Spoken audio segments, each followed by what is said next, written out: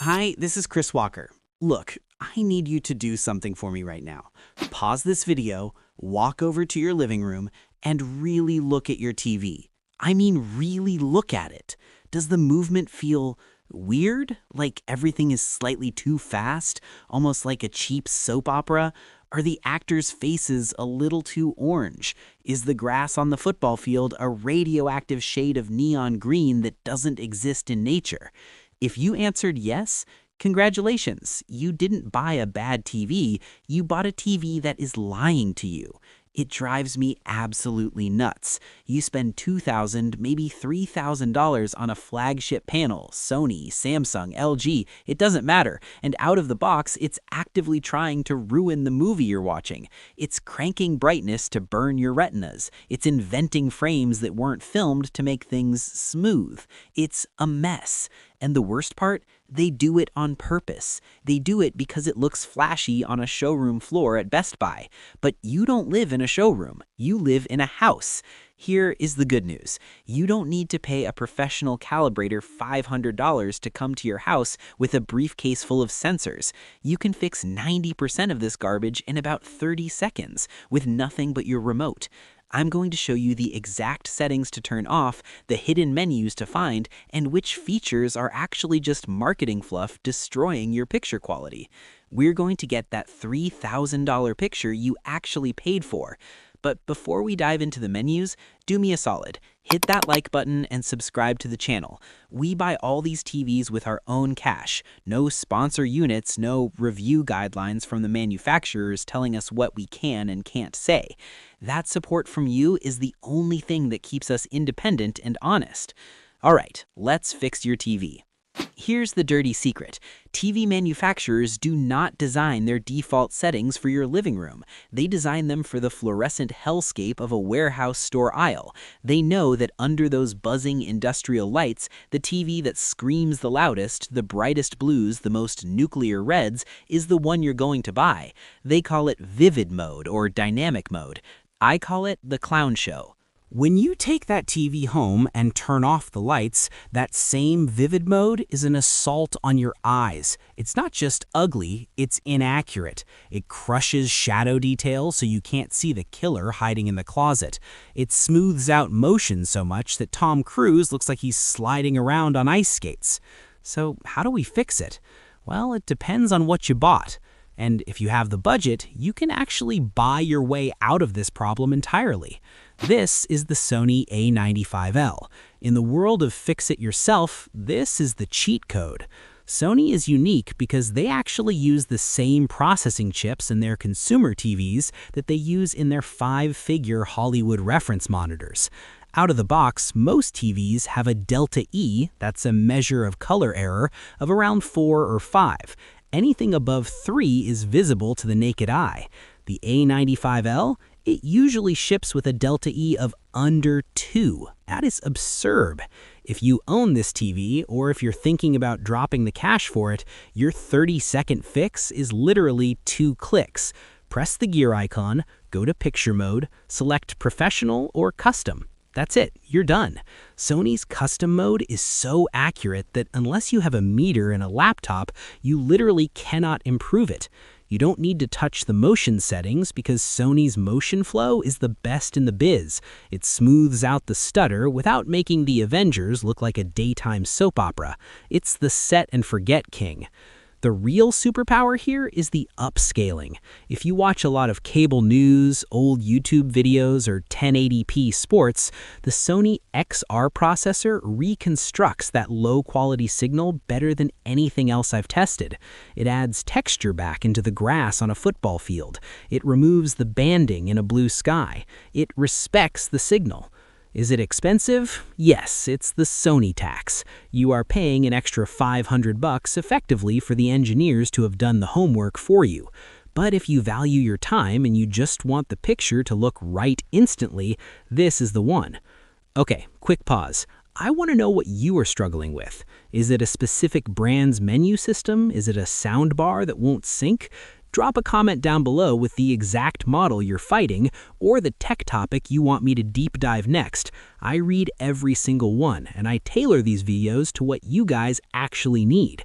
Now, let's talk about the TV that most of you actually bought, the one that sells more units than almost anything else, but requires a bit of a fight to tame.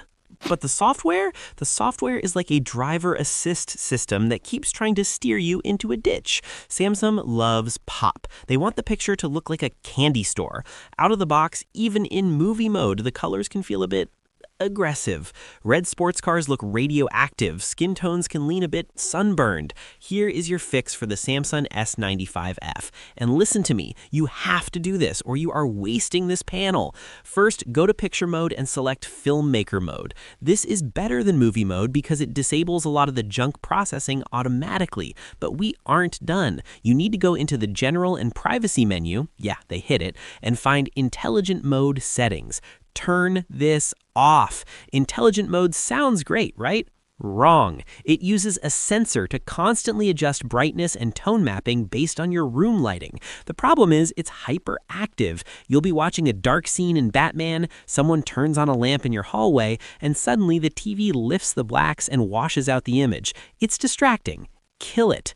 Next, go to picture clarity settings. This is where the soap opera effect lives. Samsung defaults this to auto, which is terrible. Set it to custom. Turn blur reduction to 10 if you're a gamer, but keep judder reduction at 3 or lower for movies. If you go higher than 3, artifacts start showing up around fast-moving objects.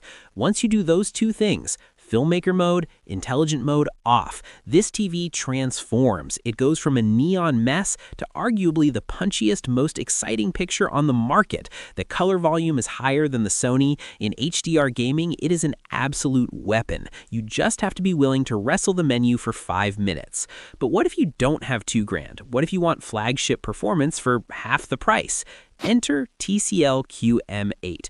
This is a mini LED, not an OLED. That means it can get stupidly bright. We measured this hitting peaks of 5,000 nits. That is enough to practically give you a tan. If you have a living room with floor-to-ceiling windows and direct sunlight, OLEDs will look dim. This thing will fight the sun and win. But the out-of-box experience is rough. Here is the TCL fix. It's weird, but it works.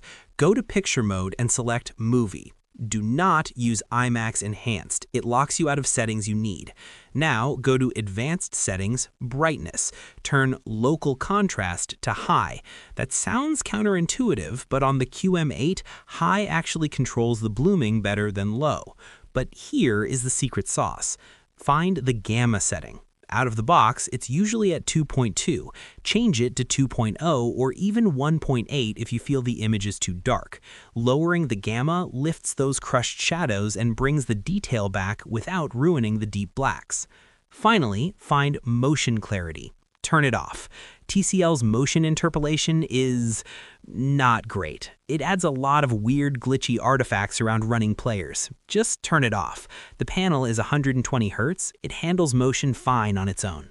But maybe you don't want a light cannon. Maybe you don't want to fight with gamma settings or wonder why your red sports car looks pink. Maybe you just want the picture to disappear. You want that infinite contrast everyone talks about. You want an OLED. And this year, LG has made things complicated. They released 2 TVs that look almost identical on paper, the LG 5 and the LG C5. One costs nearly $1,000 more than the other. The marketing team will tell you the G5 has the new primary RGB Candom panel, which is fancy speak for we stacked 2 OLED layers to make it brighter and last longer. Is it better? Yes. Is it $1,000 better? Here is the truth. In a dark room, I can barely tell them apart. Seriously, the G5 is technically brighter. It hits peaks of around 2,300 nits compared to the C5's 1,200. But unless you're staring at a direct shot of the sun in a movie, you won't feel that difference. The C5 is the sweet spot. It has 95% of the performance for 60% of the price. But LG has hidden a trap in both of these TVs that you need to disarm immediately. It's called Energy Saving Step. When you unbox an LG OLED, it looks dim. Like, did I forget to pay the electric bill dim? That is because LG ships them with an aggressive eco-sensor turned on to meet EU power regulations. Grab your remote, hold the Settings button, go to General, Energy Saving, Turn this off. Instantly, the panel wakes up. It's like taking sunglasses off. If you don't do this, you aren't watching an OLED, you're watching a mirror. There is one more thing, and this one really ticks me off. LG buries a setting called Live Plus deep in the general menu. It sounds like a picture enhancer, right? It's not. It is literal spyware. It takes screenshots of what you're watching to sell your viewing habits to advertisers. Turn it off. Now, let's say you have the rich person problem. You have a living room with 20 windows. You love the idea of OLED, but you hate the idea of seeing your own reflection during every dark scene in Game of Thrones. You need the Sony Bravia 9. This thing is a tank. Literally, it weighs nearly 100 pounds. Do not try to lift this by yourself. You will slip a disc. It uses a mini LED backlight system that is so dense, it almost mimics an OLED. But the headline here is the anti-reflective coating. Most TVs turn into mirrors in a bright room. The Bravia 9 diffuses light. It scatters reflections so you don't see them. But Sony does something sneaky on this model that you need to know about. Out of the box, in standard mode, the Bravia 9 takes normal, boring SDR content, like the news or an old sitcom, and forces it into HDR. It artificially boosts the brightness. Some people love this. It makes everything look expensive. But if you're a purist, it looks fake. Skin tones get a little too shiny. The news anchor's white shirt starts glowing. The fix here is the same as the A95L. Switch to professional mode. It turns off the fake HDR boost. It puts the backlight in a precision state where it only lights up exactly what it needs to. But here's the gotcha with the Bravia 9, viewing angles. Because it is an LCD panel, if you sit way off to the side, like at the extreme edge of your couch, the blacks start to look a little gray. The colors shift. If you have a wide seating arrangement where people are sitting 45 degrees off center, you're better off with the LG OLED. But if you sit right in front, this is the best LCD TV ever made, period. One last warning before we get to the final verdict, and this is for the people trying to save a buck. You will see TVs on the shelf labeled Crystal UHD or UQ75 series or just 4K Smart TV for like $300. They're usually sitting right next to the expensive ones playing a slow motion demo of honey dripping off a spoon. Do not buy them. These are 60 Hz panels with edge-lit backlights. That means the light only comes from the sides of the TV. The result? Clouding. You'll see big gray blotches in dark scenes. The motion will be blurry because the processor is too slow to keep up with the pixels. There is no 30-second fix for these. You can't calibrate a bad panel. You're throwing $300 into a hole. If you're on a tight budget, buy a TCL 5 series or a Hisense U7. Do not buy the entry-level models from the big brands. You're paying for the logo and getting garbage. All right, we've covered the settings, the marketing lies, and the hidden menus. Now it's decision time. I know how paralyzed you feel right now. You're standing in the aisle or you're staring at an Amazon cart and you're terrified of making a $2,000 mistake. I get it, I've been there. So let's cut through the noise. I'm going to tell you exactly which TV to buy based on who you are and, more importantly, who you aren't. First up, the purist. If you are the person who watches movies in the dark, who cares about director's intent, and who wants the picture to look perfect the second you plug it in, buy the Sony A95L. I have dropped links to every model I mentioned down below. And full disclosure, I keep those links updated. If a manufacturer releases a Revision B panel that sucks, or if a firmware update breaks a feature, I swap the link to a safer model or an older trusted version. I check them every week. Using those links is the best way to make sure you're getting the right hardware, and it directly supports the channel so I can keep buying these things to test. Don't settle for vivid mode. Fix your settings. Respect the signal. I'll see you in the next one.